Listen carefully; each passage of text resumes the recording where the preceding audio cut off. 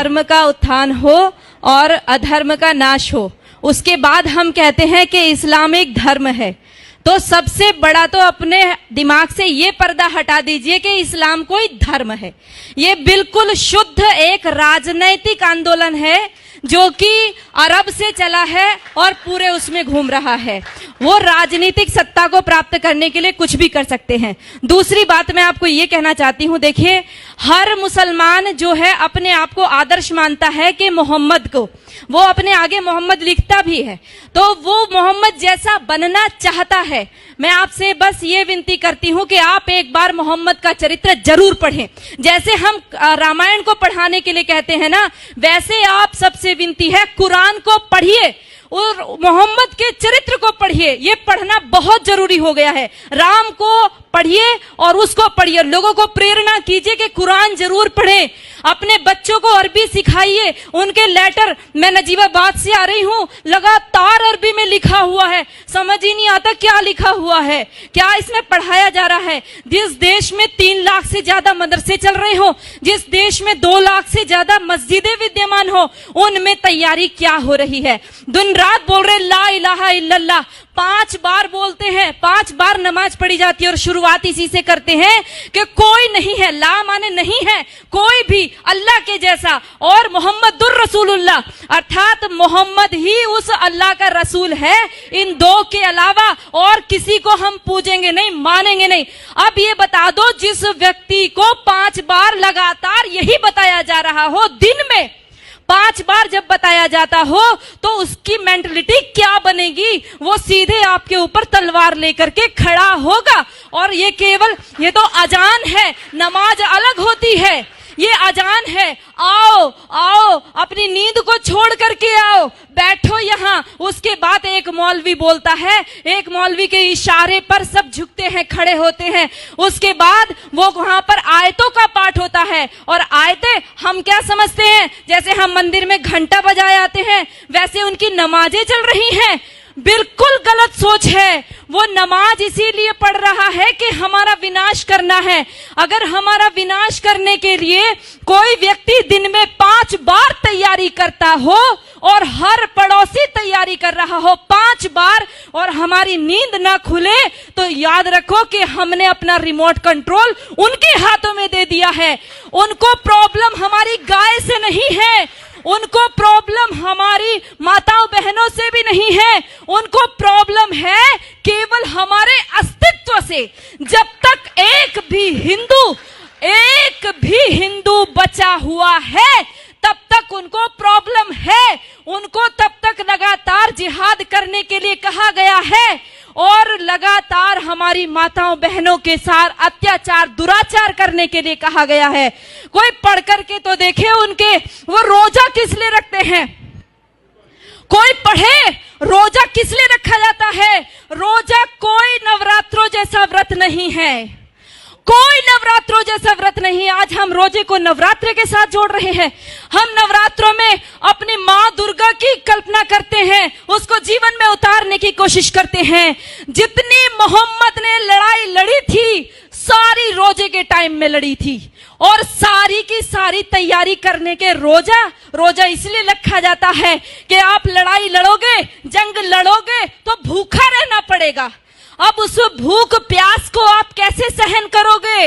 आप रोजे का असली शब्द ढूंढ करके लाइए। उनके अरबी कोश में सोम शब्द है, जिसका अर्थ है घोड़ों को भी हफाना, अर्थात घोड़े भी तैयार करना और खुद अपने शरीर को मजबूत करना। अगर उस रोजे की इफ्तार पार्टी में सारे के सारे हिंदू जाकर के बैठते हैं, आश्चर्य होता है जब लखनऊ के मंदिर के मठाधीश भी जाकर के रोजे की इफ्तार पार्टी मंदिर के अंदर कराते हैं, और हम सब लोग केवल फेसबुक पे 1-2 गुस्सा निकाल करके रह जाते हैं।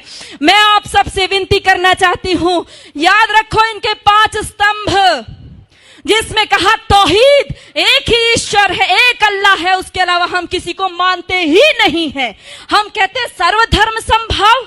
अरे लानत है हमारे ऊपर, 1400 साल से जिन लोगों ने केवल कत्लेआम मचाया हो, आज भी हम उनको धार्मिक कह रहे हैं।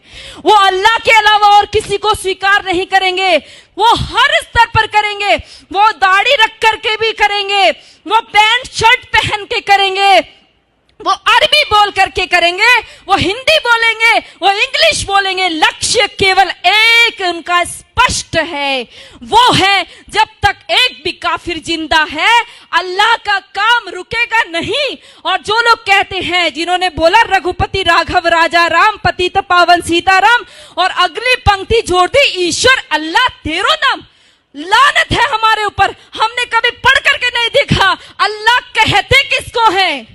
हमने ईश्वर के बराबर अल्लाह को रख दिया। अरे हमारा ईश्वर दयालु है, कृपा करता है, परंतु अल्लाह का आदेश है। कहां पढ़ोगे? कुरान पढ़ोगे। अल्लाह का साफ आदेश है, जो मेरे को नहीं मानता, जो जिब्राइल मिकाइल को नहीं मानता, जो मोहम्मद को नहीं मानता, वो काफिर है, और काफिर वाजिबुल कत्ल है, वो कटने योग्य है। इतना ही नहीं कहा, जब रमजान का महीना खत्म हो जाए इनको घात लगा करके मारो। पढ़ो सूरा तौबा, पढ़ो सूरा अल बकरा, सारी की सारी कुरान की सारी ये आयतें पढ़ करके देखो, आपको साफ स्पष्ट पता चल जाएगा। हम सोचते हैं कि उनकी हज यात्रा, हम सोचते हैं उनकी हज यात्रा हमारी अमरनाथ यात्रा जैसी है। अरे पढ़ो भाइयों, यदि उनकी हज यात्रा हमारी अमरनाथ जैसी होती तो वहां पर सब लोग जा सकते थे, केवल मुसलमान ही क्यों जाते हैं? आज उनके ऊपर वो वहां से हमारे भाई पैसा भेजते हैं और वहां से वो अपनी सभ्यता को भेजते हैं। उनको कोई एम्बेसी में राजदूत भेजने की आवश्यकता नहीं है कि भारत में आप हमारे अरबी कल्चर का प्रचार कीजिए। ये सारे बढ़ाए हुए दाढ़ी, ये सारे ऊंचा पजामा और नीचा कुर्ता पहन करके सारे वहां से सीख करके आते हैं और अपने आप यहां पर आकर के सिखाते हैं। याद रखो, मिटेगा ये धर्म और आबरू भी जाएगी, तुम्हारे नाम से दुनिया को शर्म आएगी। यदि आज नहीं जागे तो कोई हमारे बचाने वाला नहीं है। ये नमाज खिलाफत का मिनी ट्रायल है। ये नमाज इसलिए कहता है कि एक खलीफा बैठाएंगे और उसका राज चलेगा। ये पहले भी हमारा देश आजादी के लिए जूझ रहा था और सारा मुस्लिम जगत खलीफा के लिए जूझ रहा था। इतिहास पढ़ करके देखो, मालाबार में जो युद्ध हुआ, हमारे लोग जो मारे गए, वहां की महिलाओं के साथ, क्योंकि खिलाफत आंदोलन फेल हो गया। टर्की में खलीफा था, उसकी खलीफाई चली गई, खलीफा छोड़ करके इंग्लैंड भाग गया। वहां से इनको गुस्सा आया, आक्रोश हमारे हिंदू माताओं बहनों के ऊपर निकाला। वो जो लेडी रीडिंग को पत्र लिखा था हमारी हिंदू महिलाओं ने, कभी पढ़कर देखो, उन्होंने लिखा हमारी कितनी दुर्दशा हुई है। हमारे सामने हमारे बच्चों को, दूध मुहे बच्चों को भाले की नोक पर उछाल करके ऊपर टांग दिया गया।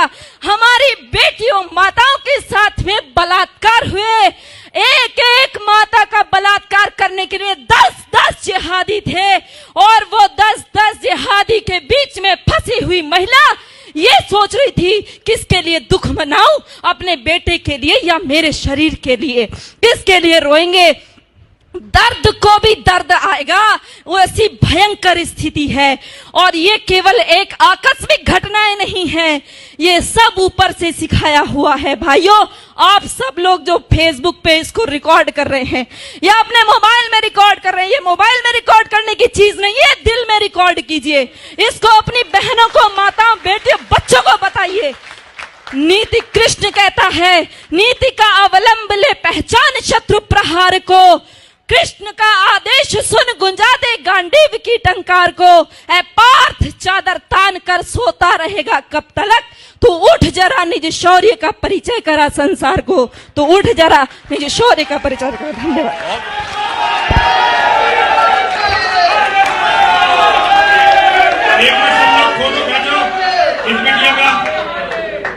बेटा, ये हमारी माला जो है ये पूरी सोने की नहीं है।